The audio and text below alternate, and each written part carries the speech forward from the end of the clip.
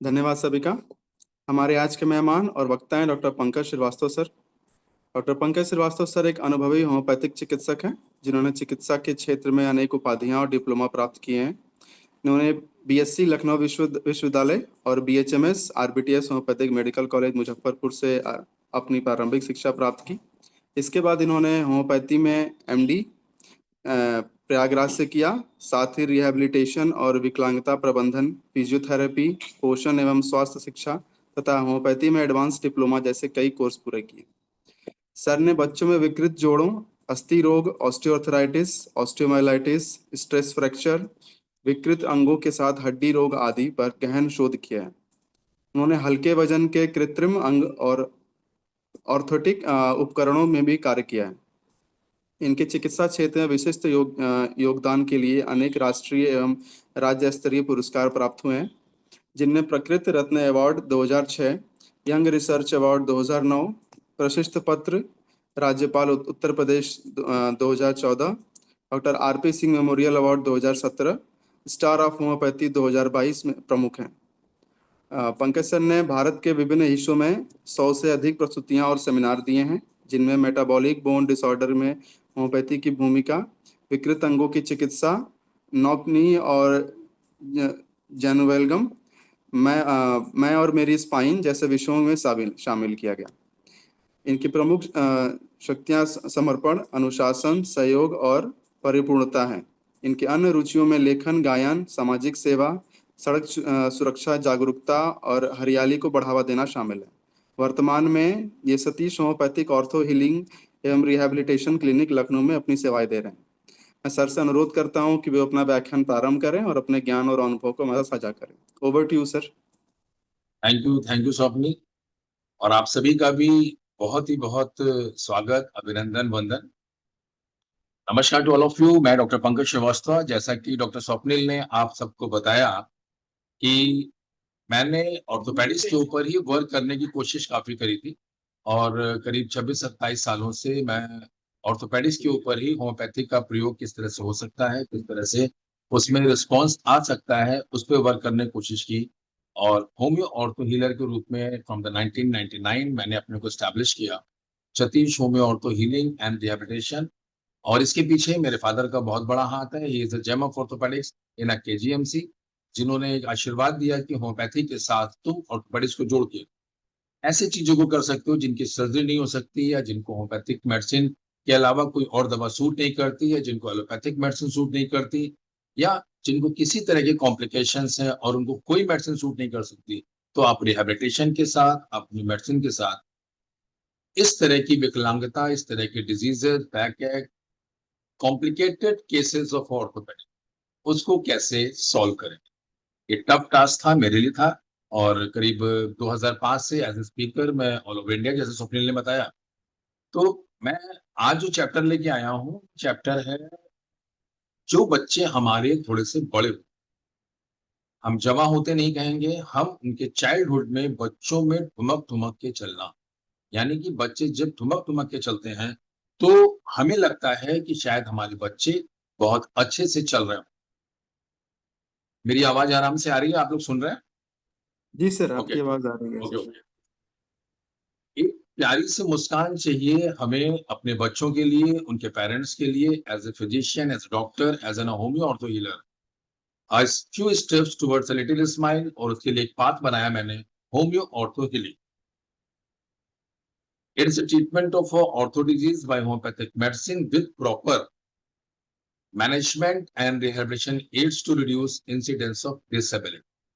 Disability को किस तरह से हम खत्म कर सकते हैं होम्योपैथी के माध्यम से। दो तरह की मेडिसिन का इसमें प्रयोग किया गया, एक फिजिकल मेडिसिन दैट्स रिहैबिलिटेशन, और दूसरा हमारा होम्योपैथिक मेडिसिन, जो कि कॉन्स्टिट्यूशनल बेस निकलती है, सिम्टोमेटिक बेस निकलती है, मॉडलिटी बेस निकलती है, डिजीज डायग्नोसिस बेस निकलती है। सबके अलग अलग तरीके हैं काम करने के। Initially I think that something special चाहिए, super specialised in homoeopathy is a need of present days. और ये प्रेजेंट डेज जो था, ये 99-98 में मैंने सोचा था कि इन समय में अगर हम होम्योपैथी के साथ कुछ नया करते हैं तो वो बहुत ही अच्छा हो सकता है। Metabolic diseases, medicine complications, posture complications और injury complications. Doctor Dinesh Chandra का देखिए कुछ गड़बड़ सा दिखा रहे हैं, इनको शांत करें please. Injury complication, the homeo ortho healing oriented complication.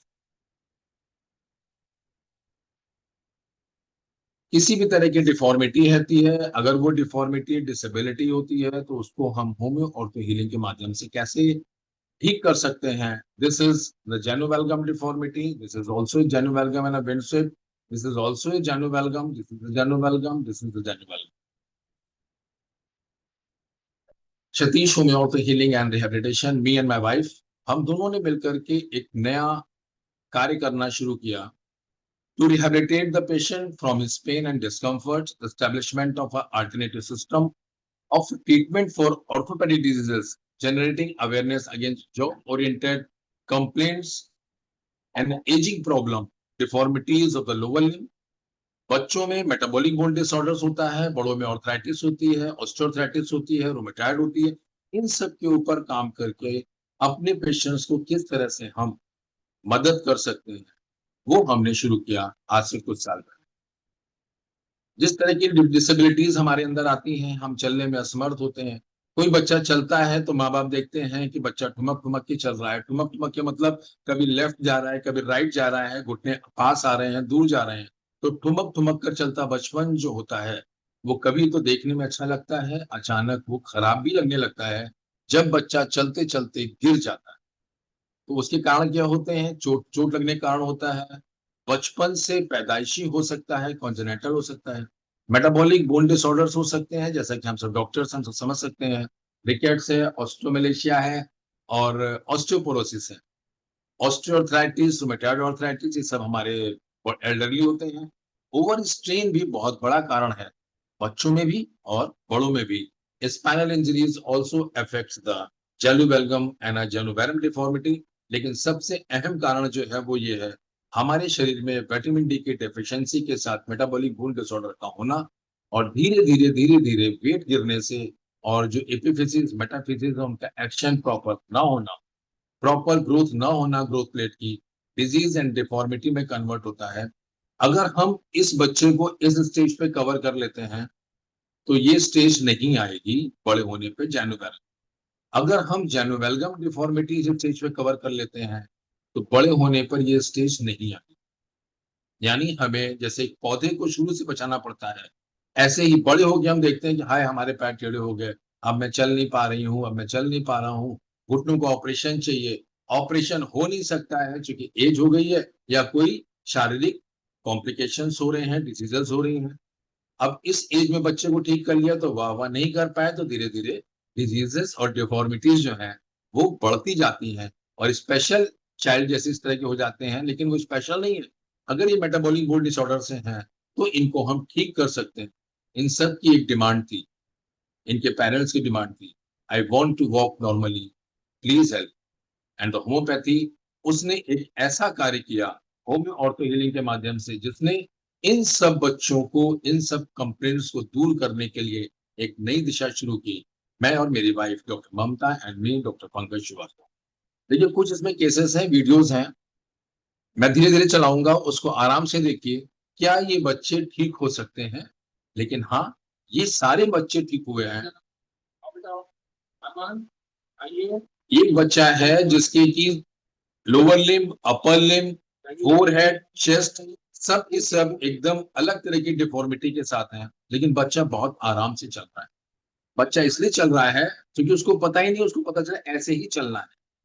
ये बच्चा हमारे पास करीब 10-12 साल, 15 साल पहले आया था और इस तरह की कॉम्प्लिकेशंस के साथ जब वो बच्चा आया, तो उसको प्रॉपर होम्यो ऑर्थो हीलिंग से मैनेज किया गया। नेक्स्ट, जेनोवेरम डिफॉर्मिटी के साथ बच्चा है, ये कोविड टाइम में मेरे पास आया था। इसके दोनों पैर एकदम जैसे खड़ा होता है इस तरह से, तो ये ठुमक-ठुमक के ऐसे-ऐसे चलता था बच्चा। तो शुरू में तो अच्छा लगता था, लेकिन बाद में जब मैंने इनका वीडियो मंगाया बच्चे का, तो ये जो देखा है, ये ठुमक-ठुमक कर चलता बचपन, साथ में घुंघरू भी बज रहे हैं, लेकिन वो खतरनाक था। ऐसे ही दूसरा बच्चा, ये भी कोविड टाइम में मेरे पास आया था। इसमें भी देखिए वायरस डिफॉर्मिटी हो रही है और बच्चा धीरे-धीरे इसी तरह से ठुमक-ठुमक कर चलता है। इसके जॉइंट्स जो है, रिस्ट जॉइंट है, एल्बो जॉइंट है, एंकल जॉइंट है, ये सारे के सारे ब्रॉडनिंग के साथ होते हैं।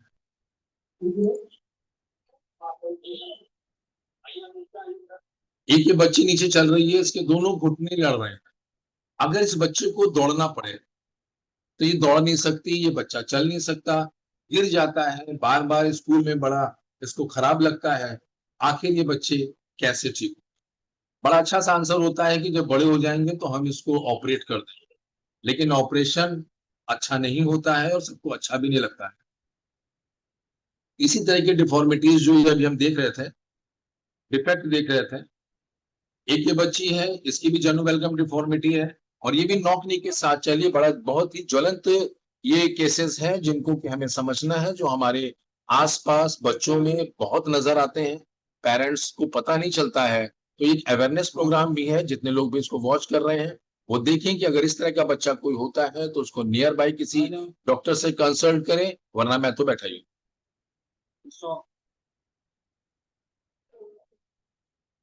इस तरह के 50 बच्चे हैं जो ठीक हो चुके हैं, लेकिन ये सब डिफॉर्मिटीज के साथ है। ये तो अभी बच्चा लेटेस्ट ठीक हुआ है, करीब 2 डेढ़ महीने पहले, जो लास्ट में चल रही है बच्ची। ये सारी की सारी वीडियोस मैक्सिमम हमारी क्लिनिक के हैं, प्रीमाइस के हैं, जिसमें कि हम अपनी क्लिनिक में बच्चे जब आते हैं तो उनको ऑब्जर्व करते हैं क्लिनिकली, फिजिकली, और उसके बाद फिर डायग्नोसिस करके प्रॉपर उनकी मेडिसिन निकाली जाती हैं और बच्चों को मैनेजमेंट के साथ हम देख सकते हैं और ठीक करते हैं। कुछ केसेस पे डिस्कशन करते हैं। बच्चे हमारे जो आए थे, मैं एक आध केसेस में आपको बताऊंगा, बाकी आपके जो क्वेश्चंस होंगे उनके आंसर भी चलेंगे। ये बच्ची हमारे पास 6 अगस्त 24 में आई और इस बच्ची को ऑपरेशन बताया गया था, बहुत से डॉक्टर्स को दिखा चुके थे, लेकिन जब ये बच्ची हमारे पास आई तो आप देखिए बच्ची कैसे चल रही होगी। अभी मैंने पहले वीडियोस का दिखाया था, इस बच्चे के दोनों घुटने लड़ रहे हैं।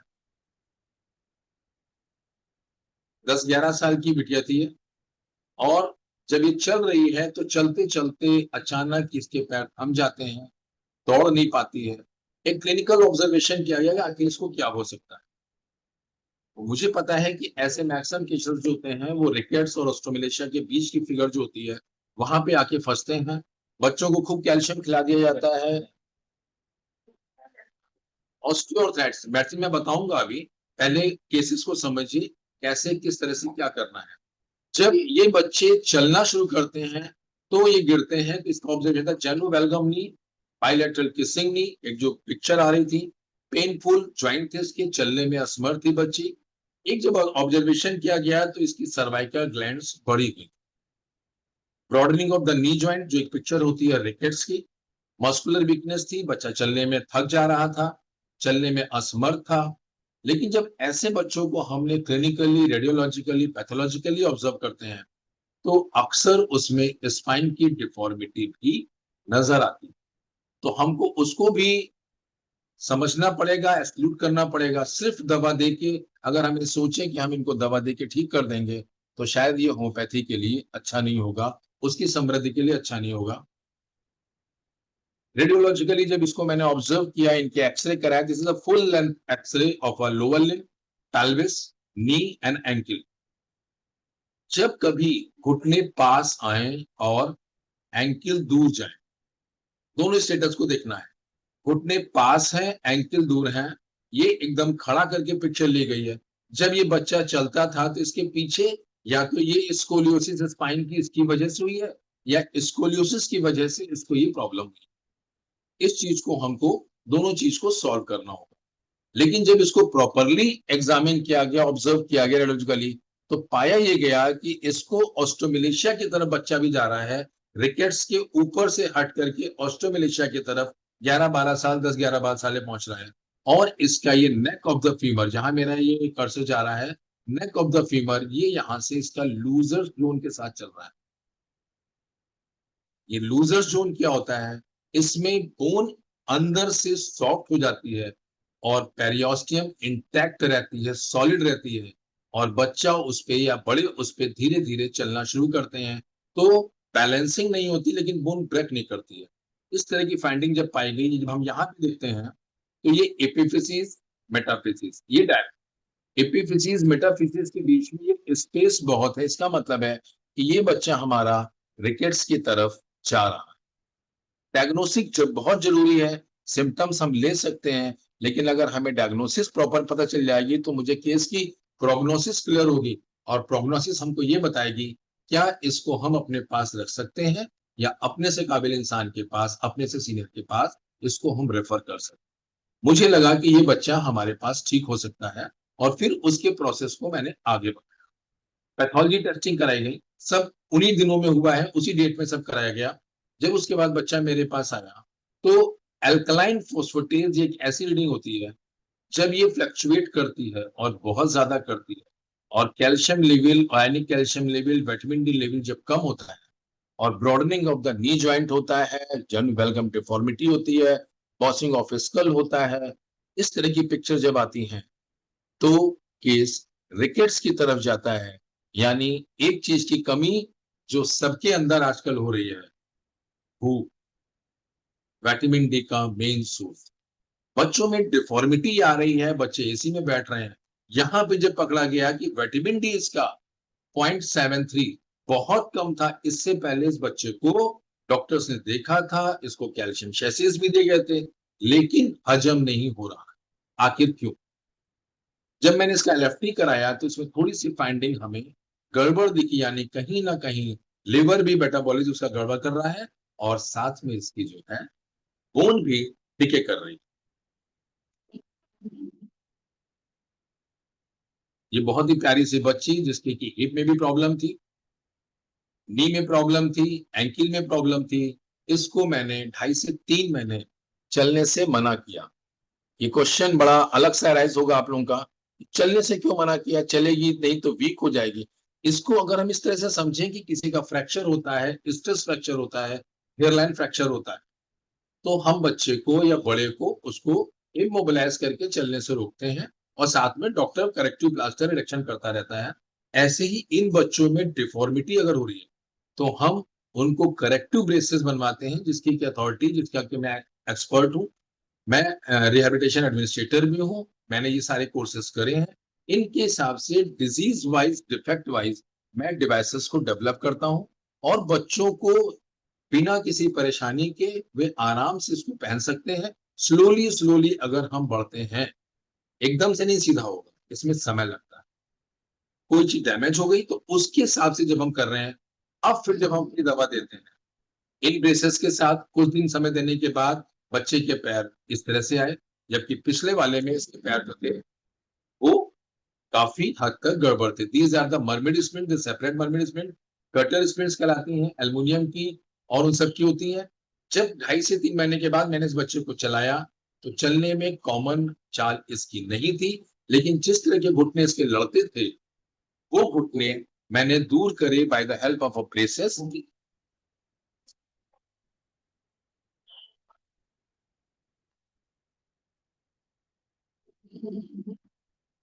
आफ्टर अ फ्यू मंथ्स, अगस्त में आई थी, मेडिसिन चली, 2.5-3 महीने उसको मेडिसिन दी गई। अभी मैं बताऊंगा क्या क्या मेडिसिन दी गई। मेडिसिन इतनी कॉमन है कि आप भी अपने क्लिनिक में आराम से दे सकते हैं। मैनेजमेंट पार्ट को लेंगे, रिजल्ट्स बहुत अच्छे आएंगे, लेकिन ये क्लियर होना चाहिए कि किस एज में हमको अपने इस तरह के बच्चों को, इस तरह के पेशेंट्स को हैंडल करना है, या फिर हमें आगे बढ़ाना है। जब इसका प्रॉपर इन्वेस्टिगेशन किया गया, तो 1600 समथिंग से इसका एल्कलाइन फॉस्फेटेज जो है वो 183 पर आ गया। Calcium level as it is रहा, थोड़ा सा अंतर हुआ, लेकिन एनएक कैल्शियम बढ़ा, और विटामिन डी ग्रो करना शुरू किया। डिफॉर्मिटी ये थी जेनुवेलगम डिफॉर्मिटी, एपिफिजिस, मेटाफिजिस, बीच का स्पेस बहुत ज्यादा था, जो ग्रोथ प्लेट थी प्रॉपर फंक्शनिंग नहीं कर रही थी, और जो ये कार्टिलेज यहाँ पे बनता है, ये कार्टिलेज प्रॉपर नहीं बन रहा था। इसमें जिस तरह का रेरिफिकेशन, जिस तरह का ऑसिफिकेशन प्रॉपर होना चाहिए, वो नहीं हो रहा था।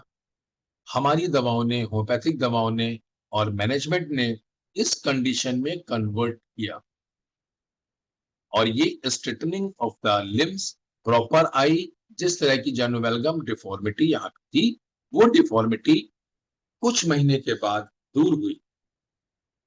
This is the comparative x-ray. First,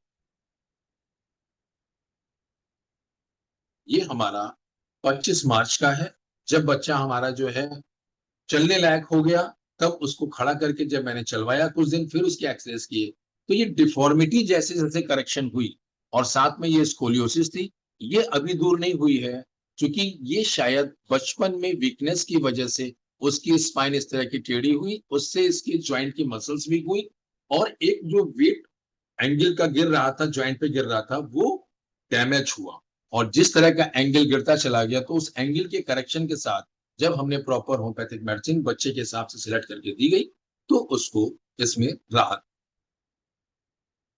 25 मार्च को जब हमने इसका पैथोलॉजिकल टेस्टिंग कराई, तो विटामिन डी इसका 73.13 था, एनी कैल्शियम 4.48 था, सीरम कैल्शियम भी अच्छा हो गया था, एल्कलाइन फॉस्फेटेज भी एक लिमिट के आसपास पहुंच गया था, जो कि एक रिस्पेक्टेबल लिमिट थी उस 1600 से, जहां पर डिस्ट्रक्शन, डिटोरिएशन और डैमेज स्टार्ट हुआ। जब भी कभी बोन में इस तरह के डिस्ट्रक्शन, डैमेज होते हैं, तो एल्कलाइन फॉस्फेटेज बहुत तेजी से रिलीज होता है ब्लड में और हम उसको पकड़ लेते हैं, तो दी बेस्ट है। जरूरी ये नहीं है कि कैल्शियम लेवल कम हो, यानी कैल्शियम लेवल कम हो, विटामिन डी कम होता है और एल्कलाइन फॉस्फेटेज रिलीज होता है, तो इसको हम क्लिनिकली, पैथोलॉजिकली, रेडियोलॉजिकली और एक प्रॉपर काउंसलिंग के साथ, उनके पेरेंट्स के साथ डिस्कस करके सबसे पहले उनको मनाना है कि बच्चे को चलना नहीं देना। दिस इज एक ये प्यारी सी जो फोटो दिख रही है, जिसमें था कि I want to walk normally, please help me. Yes, we can help as a doctor, as a physician. हम इस बच्चे की मदद कर सकते हैं और हमने करने की कोशिश की। कि एकदम लेटेस्ट केस हमारा था, बीच में जब करेक्शन के बाद ये पहुंचा है, डेट वाइज इसमें जब जब फोटोग्राफ्स और वीडियो और एक्सरेज लिए गए हैं, वो बताए गए हैं। ये बच्चा जो मैंने पहले भी स्लाइड दिखाई थी, चल रहा था। इस तरह के क्रम में इस बच्चे को अभी भी मैं चलाता हूं। अब स्कूल जाना शुरू हो गई है, इसके शूज में, स्लीपर्स में करेक्शन किए गए हैं, साथ में medicine. This is the comparative pathological report and improvement, first, mid और लेटेस्ट।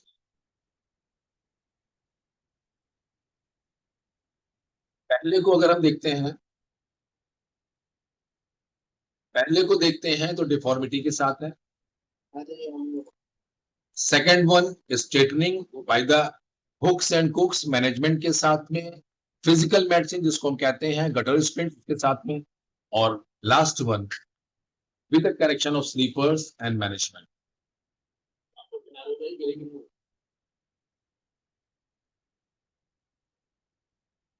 इसी क्रम में एक दूसरा केस है जो करीब काफी साल पहले मेरे पास आया था, 2016 के आसपास।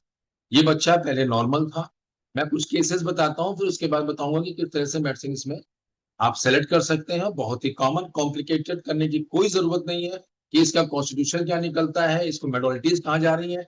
इस बच्चे की डायग्नोसिस के हिसाब से आप उस ग्रुप ऑफ मेडिसिन को सिलेक्ट करके, और जो भी इसकी मॉडलिटीज आती हैं, जो भी इसकी हैबिट्स हैं, आप आराम से बच्चों को दे सकते हैं। सबसे पहले इन बच्चों का पाचन हमें कंट्रोल करना है, यानी लीवर फंक्शनिंग को हमें सबसे पहले इन बच्चों की कंट्रोल करना है।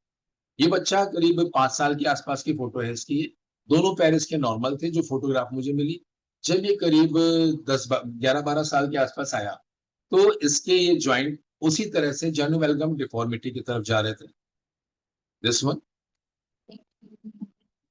इसका भी जब मैंने एक्सरे करवाया, ये सारे एक्सरे सब करवा करके लोग मेरे पास कभी कभी आते हैं, फिर मैं करवाता हूँ। ये केजीएमसी का एक्सरे कराया हुआ था, फिर मैंने इसको करवाया। देखने में पता चला कि ये एपिफिसीज, मेटाफिसीज यहाँ से डिस्ट्रक्ट कर रही है और प्रॉपर ग्रोथ नहीं हो रही है, ग्रोथ प्लेट प्रॉपर एक्शन नहीं कर रही है। तो वेट गिरने से डिफॉर्मिटी की तरफ बच्चा जा रहा है। यहाँ हम बात कर रहे हैं विकलांगता। विकलांगता, अपंगता, इन सब का मतलब ये है, जब हमारा कोई एक पार्ट, कोई एक अंग प्रॉपर एक्शन नहीं कर रहा हो, तो हम उस क्षेत्र में अपंगता या विकलांगता की तरफ जा सकते हैं। और उस क्षेत्र में हम उसको कैसे वापस करें, हमें इस पे काम करना होता है। तो यहाँ deformity, disability and destruction of the lower limb of the joint, जिस पे आज हम डिस्कशन कर रहे हैं, हमारा पैनल बैठा है। डॉक्टर साहनी ने एक मुझे चांस दिया जिससे कि मैं आप सबके बीच में भाई सेमिनार्स में तो बोलता हूँ, लेकिन इस तरह के वेबिनार में मैं कोशिश कर रहा हूँ कि आपको मैं क्लिनिकली और पैथोलॉजिकली प्रॉपर समझा सकूं कि किस तरह से आप इसको ग्रोथ को ऑब्जर्व कर सकते हैं। ये सब वही पर्चे हैं जो सर्जरी एडवाइस है, केजीएमसी का है और डॉक्टर्स का है। इसको दिखाने का मकसद सिर्फ इतना है, हाँ हमारे पास टेक्निक है, हुनर है। अगर हम होम्योपैथ भी कोशिश करें, प्रॉपर इन्वेस्टिगेशन और प्रॉपर डायग्नोसिस और स्टडीज के आधार पे करें, उस तरह की पढ़ाई करें, हम इस जंग को भी जीत करके और होम्योपैथी के नाम को आगे ले जा सकते हैं। जब ये बच्चा हमारे पास आया था तो इसका भी अल्कलाइन फॉस्फेटेज काफी रेस था, कैल्शियम लोअर लेवल में था, फास्फोरस भी इसका लगभग मिड में था, अल्कलाइन फॉस्फेटेज जो रेस था ये इंडिकेट कर रहा था कि रिकेट्स का थे, और ये डायग्नोस केस था केजीएमसी से रिकेट्स का, और साथ में जनवल्गम डिफॉर्मिटी।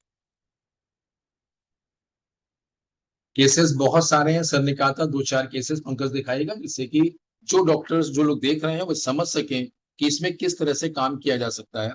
ये बच्चे की फर्स्ट है, ये सेकंड है, ये थर्ड है, ये फोर्थ। बीच में बहुत सारी फोटोग्राफ्स हैं, लेकिन इसको इस तरह से कंपेयर किया गया कि हम डेट वाइज ऑब्जर्व कर सकें कि 2 दिन में नहीं हुआ है, इसको ठीक होने में लगभग 1.5 से पौने 2 साल लगे।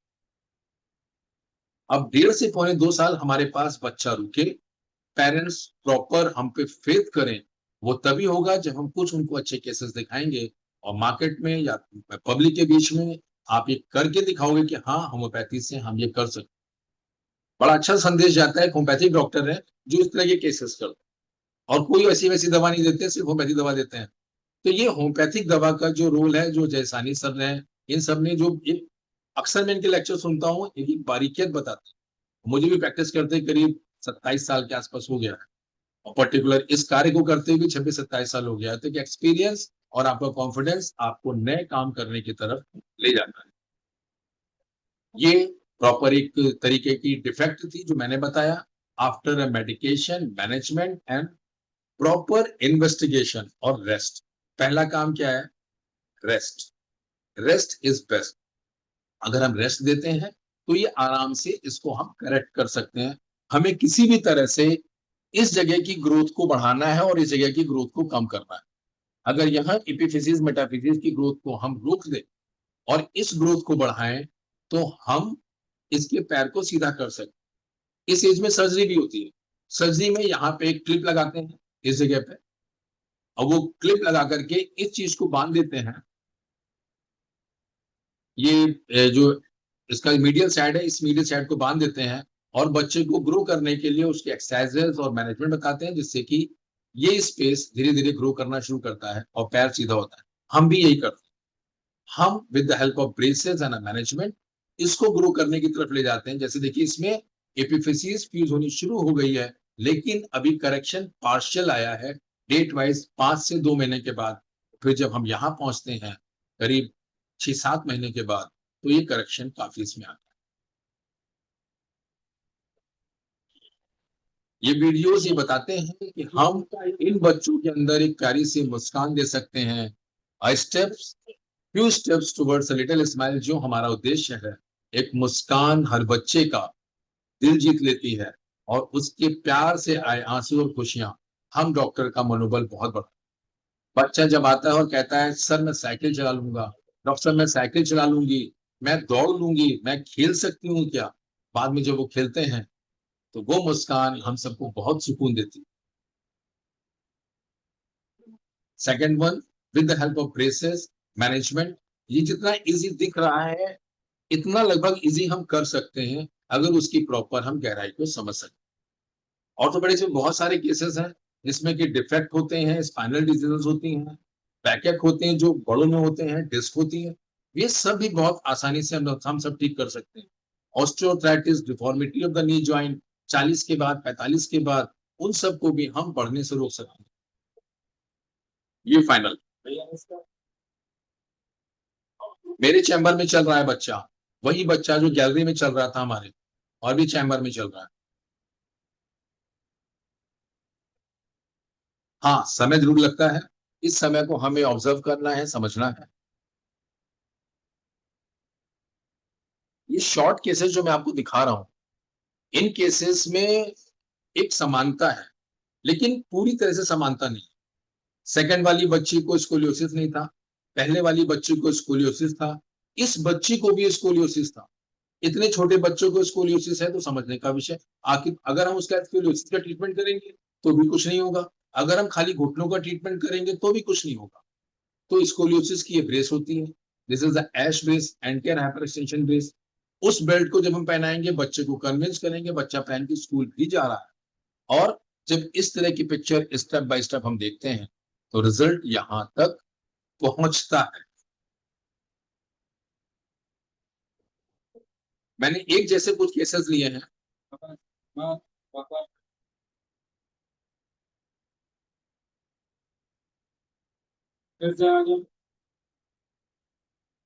जेनू बेलगम के, ये आपकी 16 नवंबर 2022 में बच्ची मेरे पास आई थी, और इस बच्ची को भी ऑर्थोपेडिशियन ने भेजा था कि 6 महीने देख लो, अगर 6 महीने में नहीं होता है तो फिर सर्जरी हुई।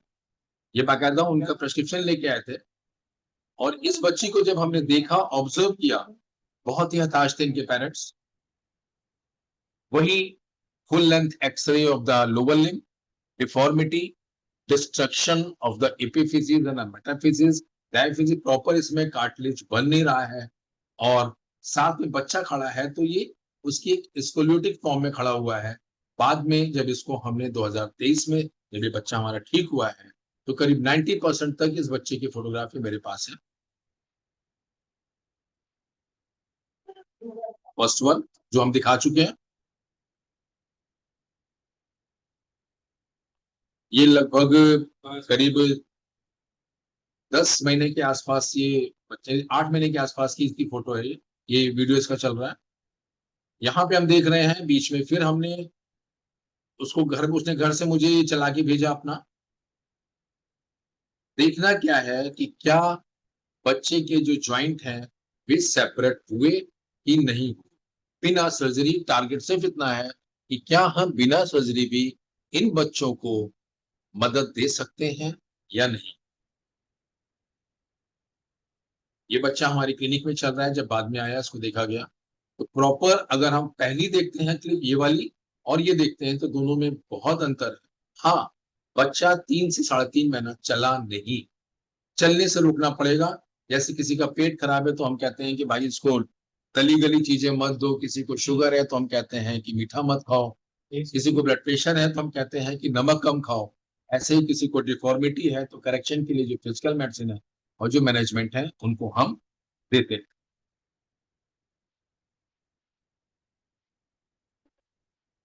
इसकी वॉल्यूम बढ़ जाए, इसकी वॉल्यूम बढ़।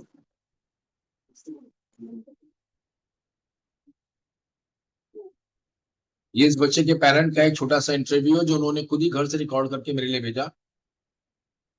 क्या करा मैंने और कैसे किया, बहुत हताश थे ये।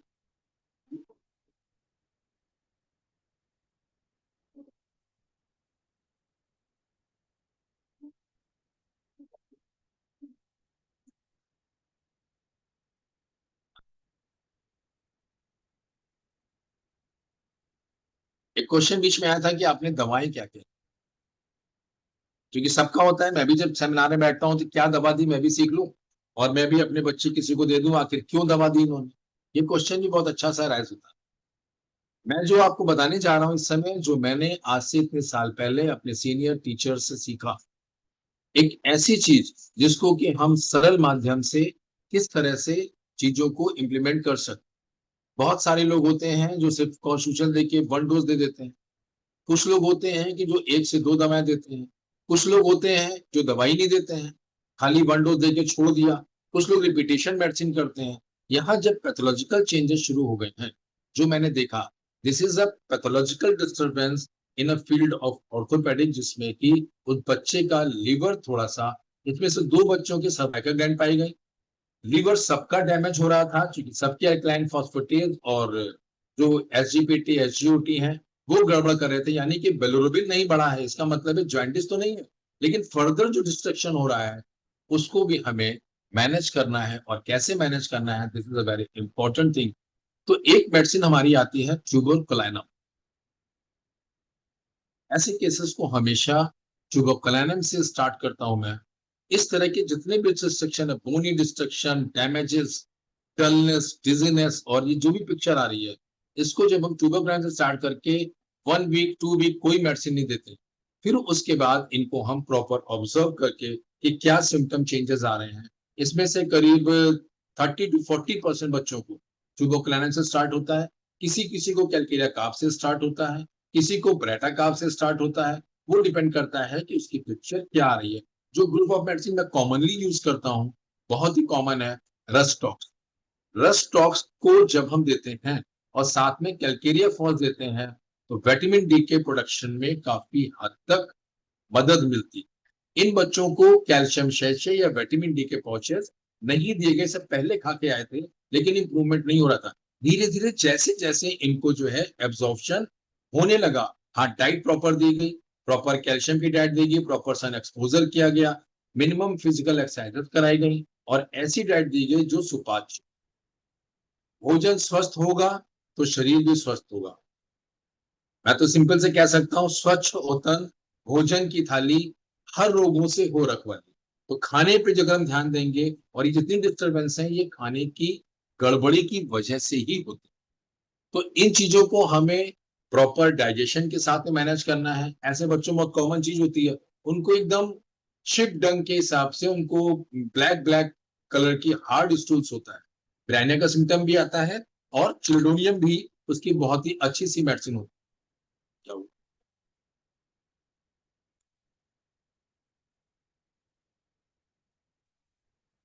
कुछ टेक्निकल डिफेक्ट आ रहा था। तो ये जो मेडिसिन, ये जो मेडिसिन हम दे रहे हैं, इसमें चिल्डोनियम बहुत ही इंपॉर्टेंट मेडिसिन है जिसको हम यूज कर सकते हैं। कैलकेरिया फ्लोर तब यूज की जाती है जिस समय डिस्ट्रक्शन बहुत ही ज्यादा होता है। अगर मिनिमम डिस्ट्रक्शन है तो कैलकेरिया फॉस से आसानी से मैनेज कर सकते हैं। कैलकेरिया फॉस रस्टॉस को कॉम्बिनेशन भी दे सकते हैं।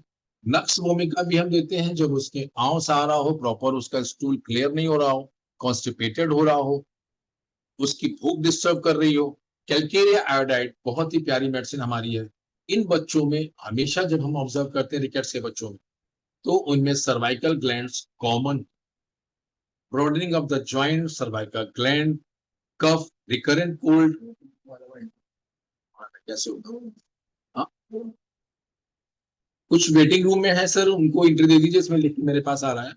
कुछ लोग शायद इधर से हमारी तरफ से जानने वाले होंगे या पेशेंट्स होंगे। पहले इस पर एक एकदम अलग सी इसको मेडिसिन मैंने लिखी हुई है, बहुत ही कॉमन यूज करता हूं इसमें, क्योंकि मैं करेक्टिव ब्रेसेस के माध्यम से इसको करेक्ट कर रहा हूं। यानी थोड़ा सा बच्चे को ट्रॉमा हो रहा है, मिनिमम ट्रॉमा, जिसमें कि उसकी मसल्स, टेंडन, लिगामेंट्स भी वन साइडेड जो है, जो बड़े हैं उनको रेस्ट दिया जा रहा है, और दूसरे साइड के जो है उनको स्ट्रेच करके बोन की डिफॉर्मिटी को करेक्ट करा जा रहा है, ज्वाइंट की डिफॉर्मिटी। पहले इस पर पर्टिकुलर जो ज्वाइंट के इन, इन, इंटरनल वो है, जो ज्वाइंट के इंटरनल डिस्ट्रक्शंस हैं, उनको बैलेंस पर calcarea fluor, calcarea phos, calcarea carb. Calcarea carb बहुत ही अच्छी सी दवा होती है जिसको कि हम एक ऐसे यूज करते हैं कि बोन के लिए वो हमारा भोजन, लेकिन सबको नहीं सूट करती है। उसके लिए ग्रुप ऑफ मेडिसिन होनी चाहिए, ग्रुप ऑफ पर्टिकुलर, किसी किसी बच्चे में है, कभी कभी हम देते हैं तो देने से उसके लूज मोशन शुरू हो जाते हैं, तो हम वहां पे फिर नक्स पे आ जाते हैं, चिल्ड्रोनियम पे आ जाते हैं। कुछ ऐसे केसेस जितने ये हमारे थे, ये बहुत पुराने केसेस हैं जो मैं अब आपको दिखा रहा हूँ। ये रिकेट्स का केस है 2009 का, ये बच्चा ठीक हुआ। ये जेनोवेल्गम डिफॉर्मिटी है, रिकेटल ये भी है, ये भी रिकेटल है। ये बच्ची बड़ी है लेकिन फिर भी इसका करेक्शन आया। ये ऑस्टियोआर्थराइटिस की डिफॉर्मिटी है जो है, ये ऑस्टियोमलेशिया की केस है जिसमें कि लूजर्स जोन थे, टिबिया इंटरनल डैमेज कर रही थी। ये सब रेडियोलॉजिकली आपको ऑब्जर्व करना पड़ेगा। और जो लोग स्टूडेंट्स उसको देख रहे हैं, अगर वो इनिशियली जैसा मैं करता था, रेडियोलॉजी की पढ़ाई, ऑर्थोपेडिक की पढ़ाई, प्रॉपर डायग्नोसिस, सिर्फ मेडिमेड का पढ़ करके अगर हम इनको ठीक करना चाहेंगे, तो हम पूर्णतया सफल नहीं होंगे। सफल तो होंगे, लेकिन पूर्णतया सफल होने के लिए हमें जो है इनको क्या करना,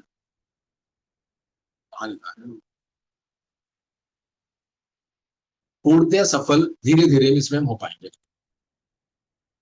अब बात आती है कि आखिर हम करते क्या हैं, कैसे क्या हो सकता है, और डॉक्टर्स करते हैं तो हम क्यों नहीं कर सकते हैं। इनको आपको बनाने की जरूरत नहीं।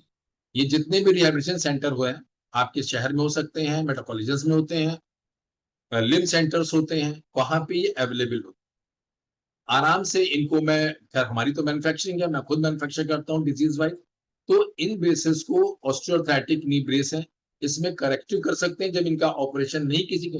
कभी कई बार ऐसा होता है कि एज फैक्टर में जॉइंट डिजीजेस हो गई हैं, डिफॉर्मिटीज हो गई हैं, और लीवर में गड़बड़ी है, उसको जो है डायबिटीज हो गई है, उसको हार्ट की प्रॉब्लम हो रही है, तो उन सब चीजों को हम किस तरह से मैनेज करेंगे with the help of braces and the shoe correction, हम इनको मैनेज कर सकते हैं। These are the corrective bilateral braces, जिसमें कि हम दोनों तरफ से हिंज ब्रेस लगाते हैं। सबसे पहले एक झुके हुए पेड़ को हमें बचाना है। इसलिए पूरे वक्तव्य में आपको ये लग रहा होगा कि डॉक्टर पंकज तो ब्रेसेस पे ज्यादा प्रेशर दे रहे हैं।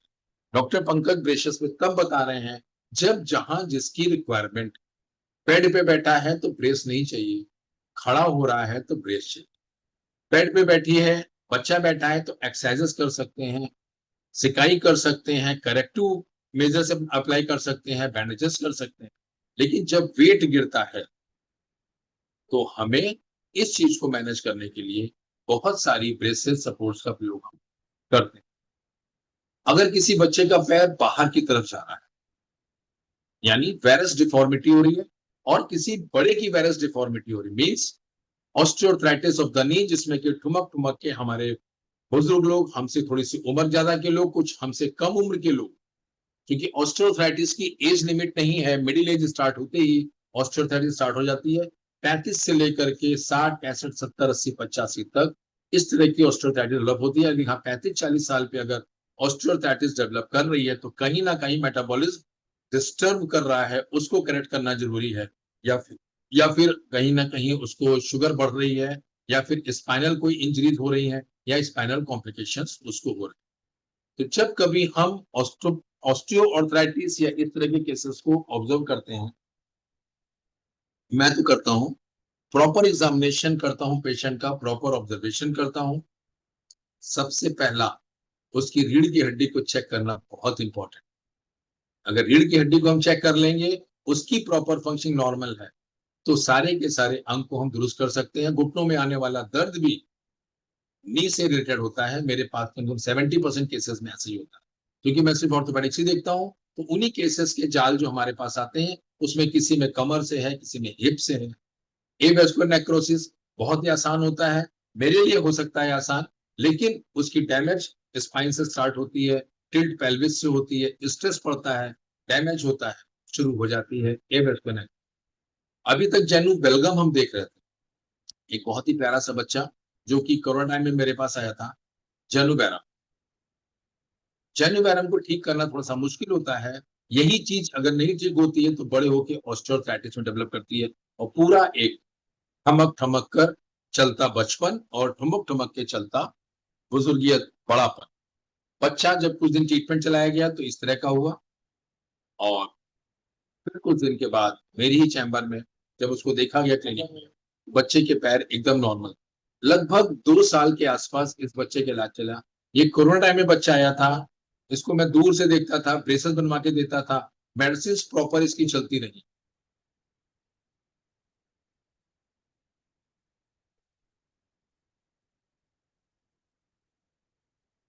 सर अभी कितना टाइम लगभग होगा मेरे पास, सानी सर?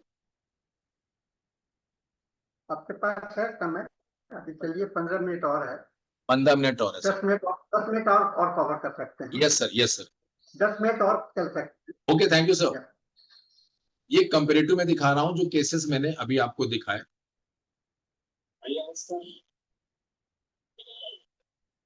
ये पहला बच्चा चल रहा था, उसके बाद सेकेंड वन,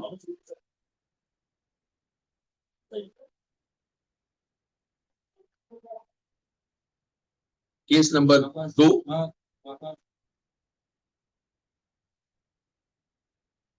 मैं एक एक करके दिखा रहा हूं क्योंकि नेट वीक होने से किसी को झिलमिल झिलमिल नजर आ सकता है। ये बच्चा जो मैं अब इस समय आपके सामने, बहुत चैलेंजिंग केस था, और इस बच्चे को ठीक करके जो सुकून और जो खुशी मुझे मिली और इसके पेरेंट्स को मिली, उसको बयां करना मुश्किल था। दिस वन, ये इसका करेक्टिव है।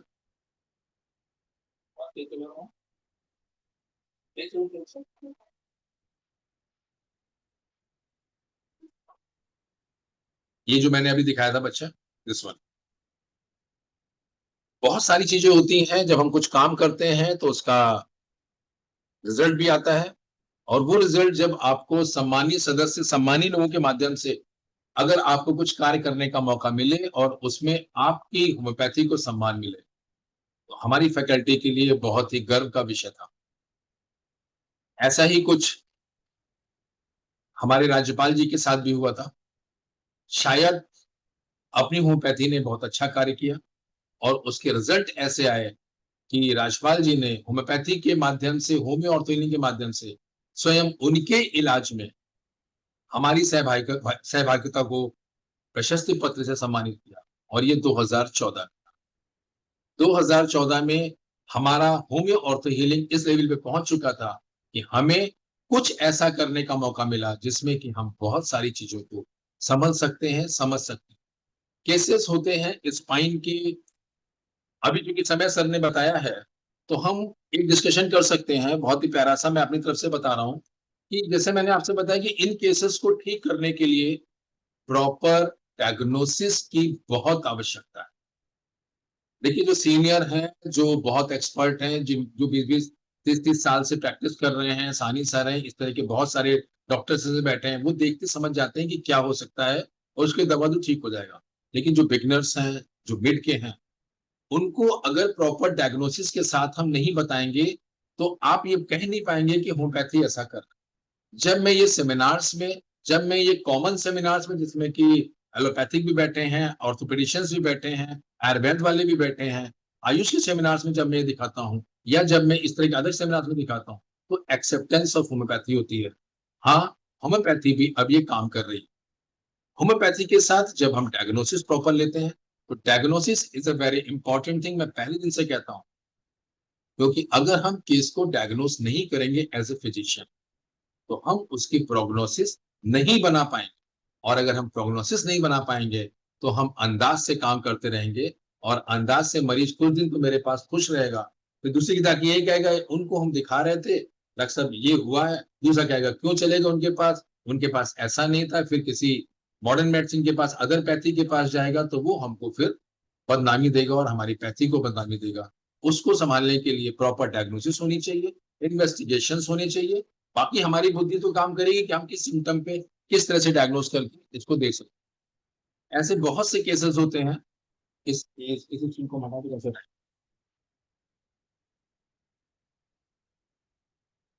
जब मैंने शुरू किया था तो बहुत ही छोटी लाइनों से मैंने शुरू किया था, अभी खत्म हो रहा है।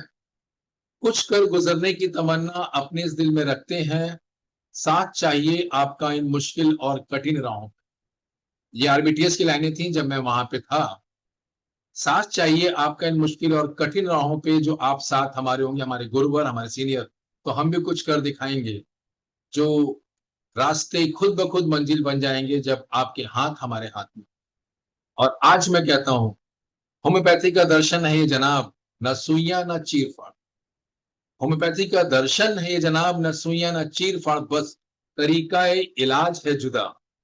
वह मर्ज और दर्द संग आते हैं, वह मर्ज और दर्द संग आते हैं, और हम मीठी दवाओं से उनके चेहरे पर मुस्कान सजाते हैं। हम मीठी दवाओं से उनके चेहरे पर मुस्कान सजाते हैं। ये है हमारी होम्यो ऑर्थो हीलिंग, जिसकी एक तमन्ना है, few steps towards a little smile. अगर अभी मेरे पास समय हो तो मैं कुछ स्पाइन के ऊपर बात कर सकता हूं, क्योंकि बहुत सारे लोग बैठे हैं जो कंप्यूटर पे वेबिनार, सेमिनार सब करते रहते हैं, कंप्यूटर पे वर्क करते हैं, कहते चिप चिप करें। पंकज जी, आपके पास में अब हमारे पास में 10 मिनट बचा है। हाँ तो, आप अगर 5 मिनट में, पाँच हाँ मिनट सर में सर सर सर, हाँ हाँ, 5 मैं मिनट में कुछ, कर ले तो। Okay sir, share this one, मैं और मेरी स्पाइन।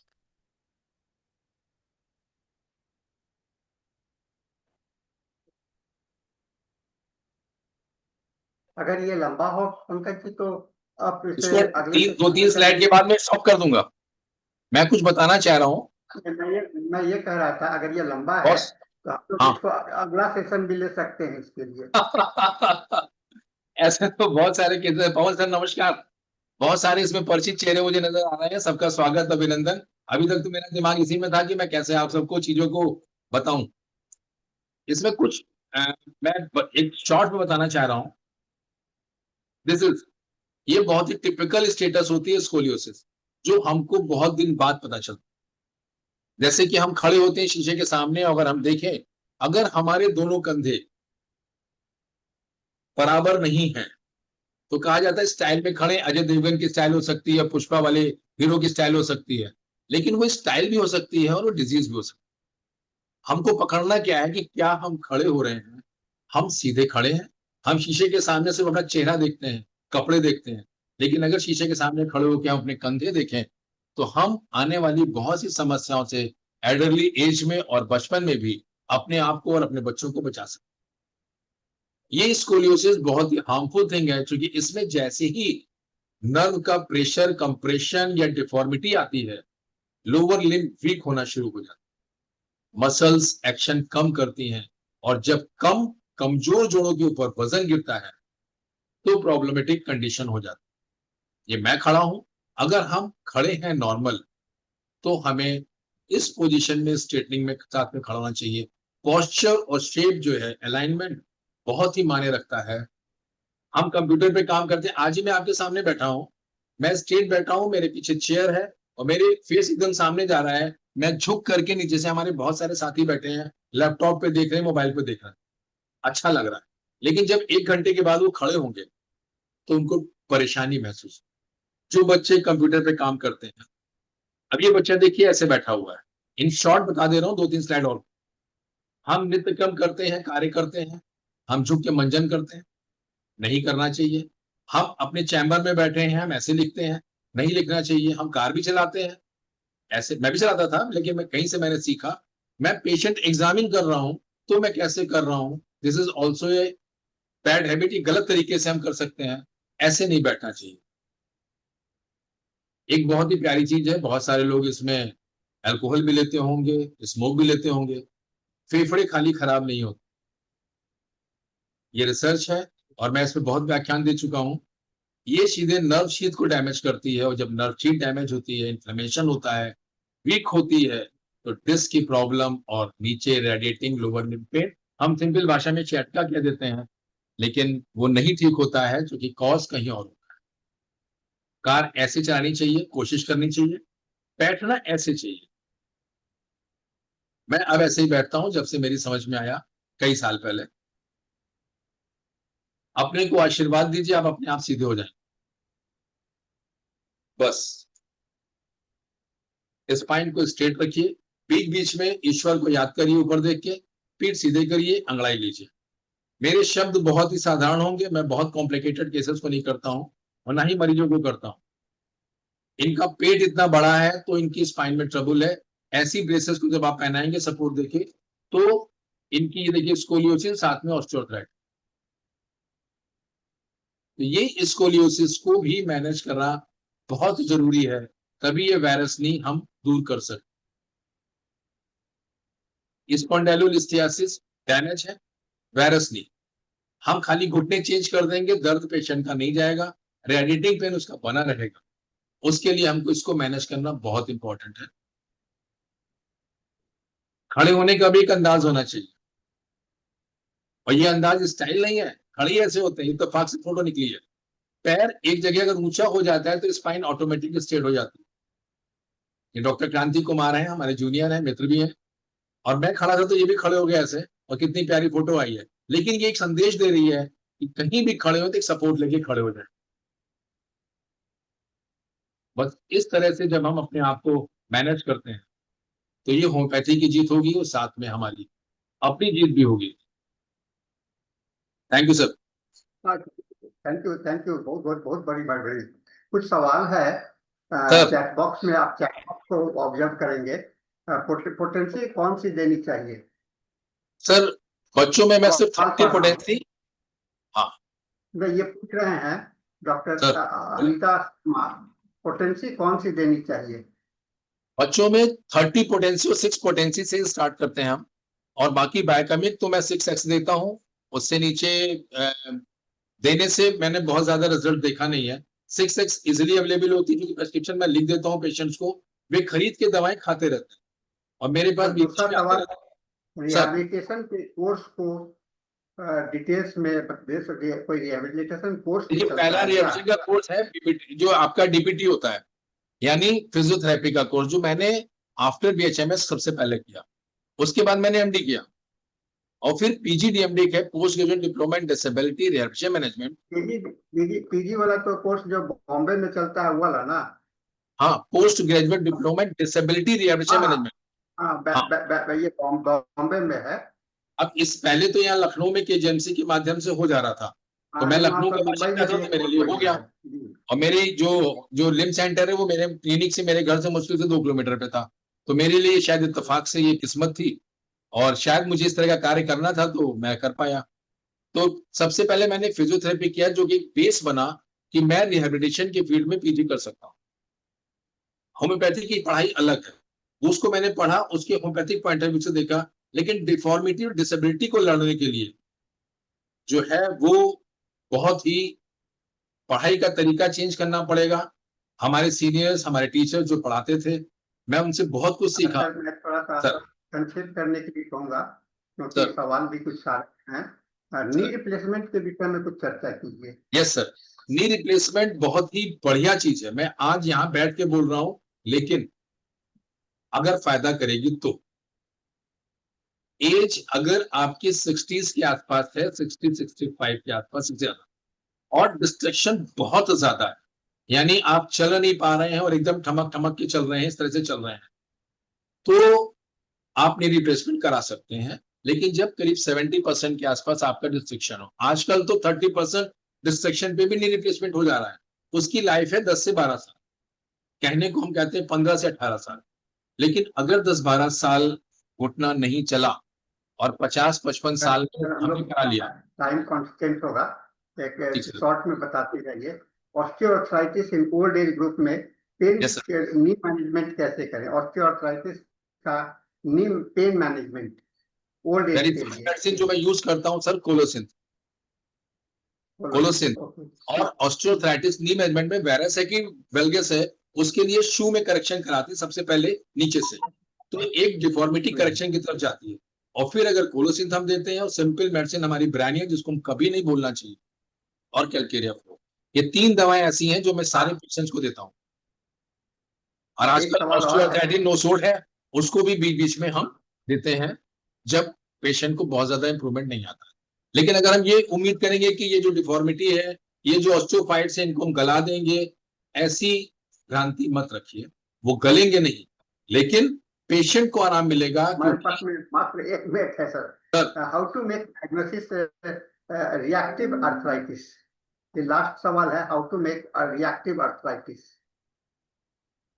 लास्ट विक्टस का है, how sir to make question clear नहीं हो पा रहा है। Diagnosis, how to make diagnosis of reactive arthritis.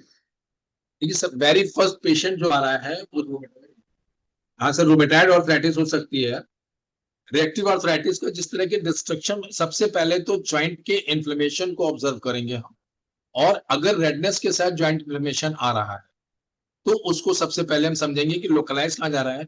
अगर स्मॉल जॉइंट्स उसके इन्वॉल्व हो रहे हैं, वहां पे हम फंसेंगे, उसी चीज को हमें फिर एक्सक्लूड करना पड़ेगा।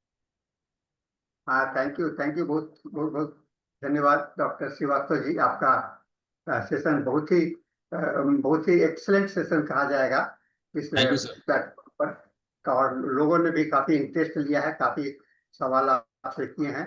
एक सवाल अंत में, मैं चूंकि समय समाप्त हो चुका है, हम आगे कोई भी क्वेश्चंस नहीं ले सकते हैं। एक खाली मैं कहूँगा, डॉक्टर अनिल कुमार जी ने कहा है कि सभी केस को मैं इस बात से सहमत नहीं हूँ कि सभी केस को ट्यूबरकुलिनम से शुरू किया जाए। सभी केस को नहीं सर, 30% हाँ, केसेस को, इसमें इस तरह का जहाँ डिस्ट्रक्शन है, पर मैंने जरूरत है बताया। वहाँ। यस सर, यस जी सर, जी। नहीं, यस। ये जो क्वेश्चन है अनिल कुमार यादव जी का है, से अच्छा, स्टार्ट किया जाए। ये ऐसा ऐसा कोई जरूरी नहीं है, ठीक है ना? ठीक जी है सर। सर। तो इसका जवाब तो आप दे बहुत सकते ही, हैं। हाँ बहुत ही बढ़िया रहा। तो हम सर लोग थैंक फिर यू। अगले सेशन में आप आइए, है ना, अगले सेशन में आइए। और हम लोग का ये सेशन आज का समाप्त होता है। हमारे जो आज के होस्ट हैं, ये जो मॉडरेटर हैं, वो लगता है कि शायद नहीं है अभी। सो इसके साथ में मैं राम प्रवेश sir, Pramod sir, Pawan Singh sir, doctor और धनेश, नमस्कार सर। स्वप्निल जी, आप अनम्यूट करके सर को थैंक्स यू बोलिए। और हम लोग इस सेशन को हैंड ओवर करेंगे डॉक्टर ये धनेश को for his English session. Doctor Dhanesh, you can take over the Dr. Danesh, doctor, you can start your English session now. Our Okay. session is closed now. Thank you, Sahani sir. Good evening, good afternoon, Pankaj and जी, हम good लोग फिर morning. मिलते हैं कभी, है ना। आज Yes, का sir. अब now we are starting the English session. Today, Okay, today sir. you are, I am seeing you in spec. Okay, sir. Dr. Danesh? Thank you very much.